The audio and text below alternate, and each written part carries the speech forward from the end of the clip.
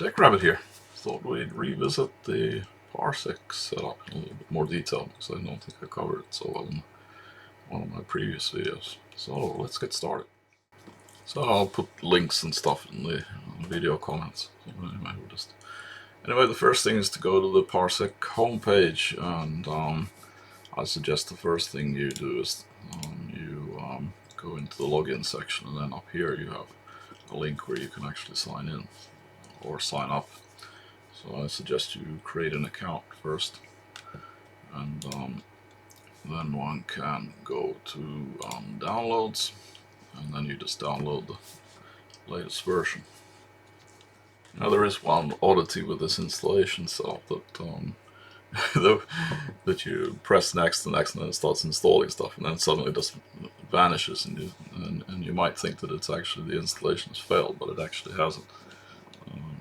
So we can actually search for, and you have to manually search for the Parsec app and bring it up.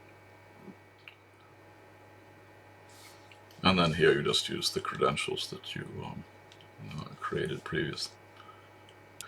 So the way Parsec works, it's not like the remote console utility in Windows. So this is a bi-directional connection system. So you can if you have Parsec installed on two machines, then you can go from one machine to the other or the other direction. So in my use cases, I've been picking that I have one target, so I won't be connecting from this host. I won't be connecting to other hosts, but that's the way it works. And on the machine from which you want to connect, then it's just to go in and execute the installation procedure as indicated and log in, and then you should get this on the remote machine, or from the host machine that you want to connect from. Then you will get this. It should pop up the machine that you've just installed as the target.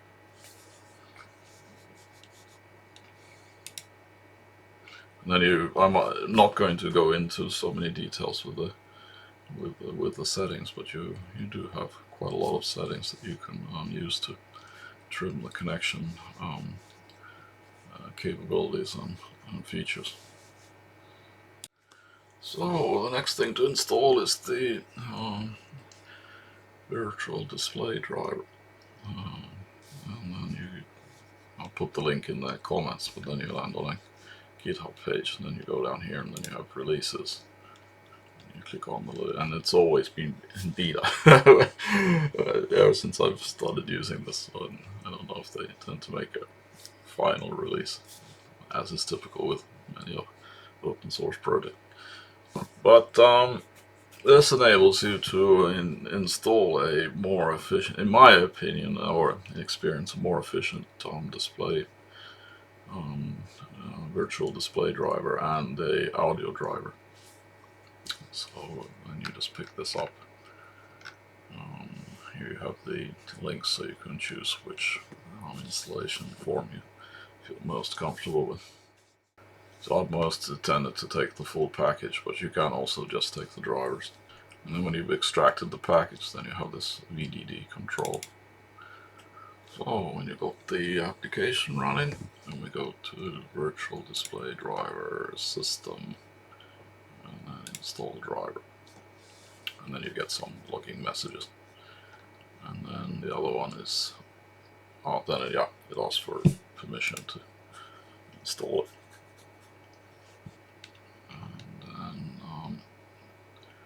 Virtual audio driver. We'll wait and let that start everything. And then you're going to have to reboot the computer also. That's hiding the message art. And then we take virtual driver system for the audio.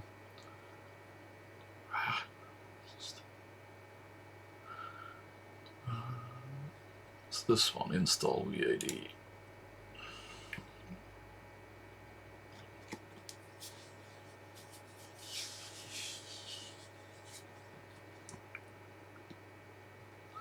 So now I'm going to reboot the target machine. So once it's been rebooted, then I'll turn up on the list of the computers available from your client machine, so in this case it's this one, and then you just take connect. And since I rebooted the target machine and I have installed the Parsec machine-wide, now you have something that it can come in and log into. So when you come in for the first time, then usually it goes on defaults to the lowest supported resolution. So, and you have this little icon up here. So you click on that, and then you can go to video settings, resolution, and then you can then basically you can choose whatever you want, and then you can also